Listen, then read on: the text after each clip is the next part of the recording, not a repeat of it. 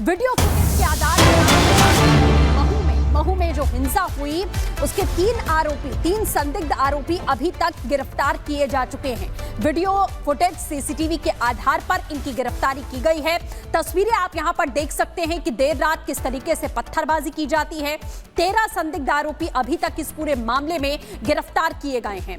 महू में जमकर बवाल होता है, पत्थरबाजी साफ तौर पर देखी जा रही है। तस्वीरें उस वक्त की, कल रात की हम आपको दिखा रहे हैं और पत्थरबाजों पर एनएसए लगाया जाएगा। पत्थरबाजों पर रासुका लगाने की तैयारी है और हिंदू समाज ने बंद का ऐलान यहां किया है। लगातार गुस्सा हिंदू संगठनों का बढ़ता यहां पर जा रहा है। बंद को देखते हुए तमाम जो सुरक्षा बल हैं वो यहां पर तैनात किए गए, लेकिन आप तस्वीरें देख सकते हैं कैसे लाठी डंडे से गाड़ियों को तोड़ा जा रहा है, पत्थर जमकर यहां पर बरसाए गए हैं और ये तस्वीरें हैरान भी करने वाली हैं। देखिए, कल की जो घटना हुई थी, जैसे ही उसकी सूचना प्राप्त हुई, पुलिस के द्वारा तत्काल मौके पर पहुंचकर स्थिति को संभाला गया। प्रशासन की पूरी टीम वहां पर पहुंची और पहले चरण में हमारा जो प्रयास था कि शांति पूरी तरीके से स्थापित हो, उसमें हम लोग सफल रहे और हम लोगों ने तत्काल ही पुलिस को मूव करा के ये सुनिश्चित किया कि जो घटनाएं हो रही थी, आगजनी की हो रही थी, पत्थरबाजी की हो रही थी, वो ना हो, जिन पे तत्काल रोकथाम कर ली जाए। उसके बाद में फिर जो चिन्हांकन है कि कौन कौन से लोग इसमें शामिल थे, किस तरीके से घटना की शुरुआत हुई, इसकी तफ्तीश भी चालू की और जो एफआईआर हुई थी उसके आधार पर अभी तक जो अंतिम जानकारी मैंने ली थी कि 13 लोगों को उसमें महू की पत्थरबाजों पर लगेगा एनएसए बिल्कुल क्लियर हो गया है। महू में माहौल बिगाड़ने की साजिश चल रही थी। किस तरीके से पत्थर बरसा दिया जाता है जश्न मना रहे उन लोगों पर जो भारत की जीत को लेकर जश्न मना रहे थे, लेकिन सवाल यह है इतनी नफरत क्यों? एक रिपोर्ट दिखाते हैं।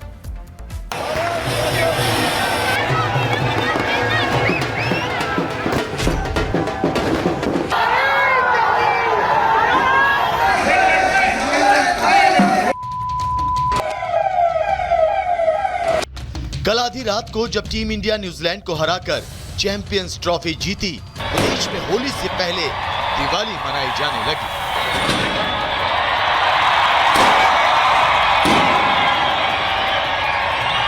इंदौर के महू में भी भारत की जीत का जश्न जोरदार तरीके से मनाया जाने लगा।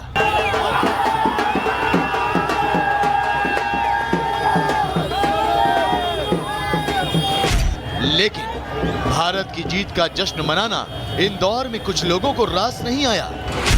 कुछ कट्टरपंथी सोच रखने वाले लोगों ने तो भारत की जीत का जश्न मना रहे लोगों पर ही पत्थरबाजी शुरू कर दी।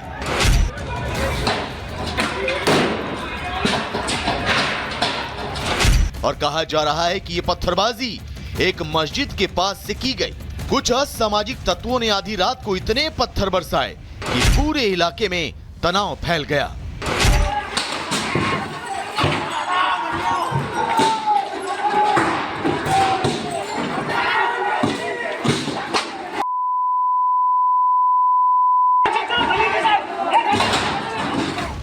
इन लोगों के सिर पर तो मानो खून सवार था। देखिए कैसे कानून को ताक पर रखकर ये लोग पत्थर मार रहे हैं। जिन सड़कों पर कुछ देर पहले तक भारत माता की जय के नारे सुनाई दे रहे थे, वहां नफरती नारेबाजी होने लगी।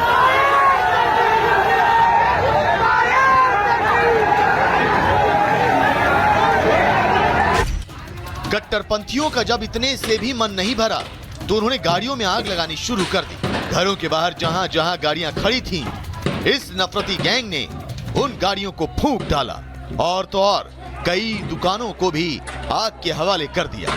एक समय के लिए तो ऐसा लगा कि ये पूरे शहर को जलाकर खाक कर देंगे, लेकिन गनीमत रही कि पुलिस तुरंत मौके पर पहुंच गई और लाठीचार्ज करके उपद्रवियों को खदेड़ दिया। स्थिति इतनी खराब हो चुकी थी कि हालात को संभालने के लिए पुलिस को आंसू गैस के गोले तक छोड़ने पड़े।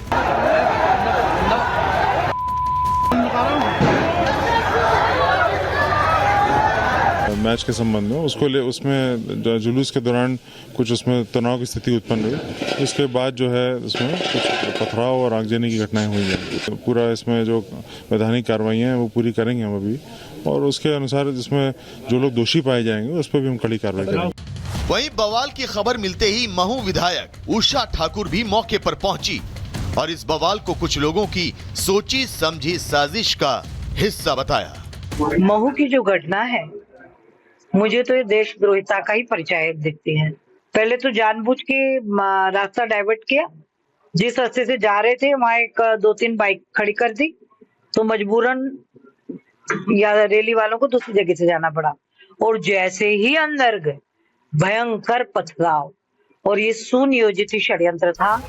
जिस मस्जिद के पास ये हिंसा हुई उसी जामा मस्जिद के इमाम का भी इसके बाद बयान आया।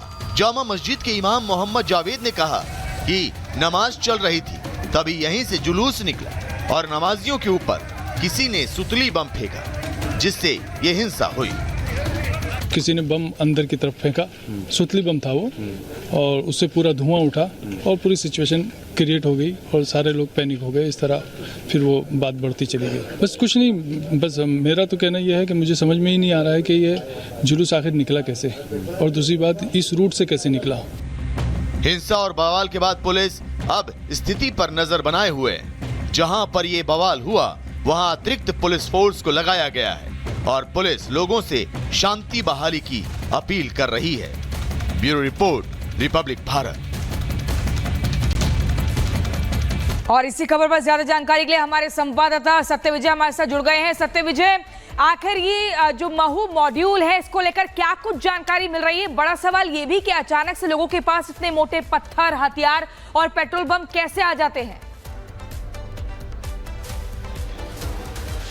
देखिए, इस पहलू पर बात करेंगे और हम लगातार कर भी रहे हैं, लेकिन सबसे बड़ी बात यह कि महू हिंसा में जो लोग विजय जुलूस में शामिल थे और पथराव में घायल हुए वो इस समय अस्पताल में आए हुए हैं। हॉस्पिटल में इनका मेडिकल किया जा रहा है। सबकी मैं चोटें दिखाता हूं। इनके देखिए उंगली में चोट है, इनके पैर में चोट है, इनके सिर में पत्थर लगा है, इनके गाल में चोट है, इनके हाथ में चोट है। इस तरह कई लोग हैं जो इस पथराव में घायल हुए और अब मैं इन लोगों से बात भी करता हूँ। भाई, आपको ये चोट कैसे लगी?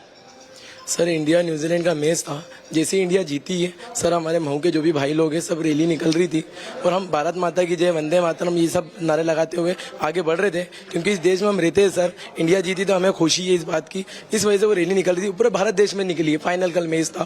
फिर क्या हुआ? जब सर हम मस्जिद के सामने से गए, जामा मस्जिद जो फल मार्केट महू में फल मार्केट में है, जब मस्जिद के सामने से गए कुछ लोग मस्जिद के अंदर से बहुत सारे लोग निकले और वो ये बोलने लगा कि आप यहाँ पे ये नारे मत लगाओ, यहाँ पे मत चिल्लाओ, वंदे मातरम मत बोलो, भारत माता की जय मत बोलो। फिर क्या हुआ? सर अचानक से बहुत ज्यादा इतनी भीड़ पता नहीं कहाँ से आ गई सर और एकदम से घेर लिया।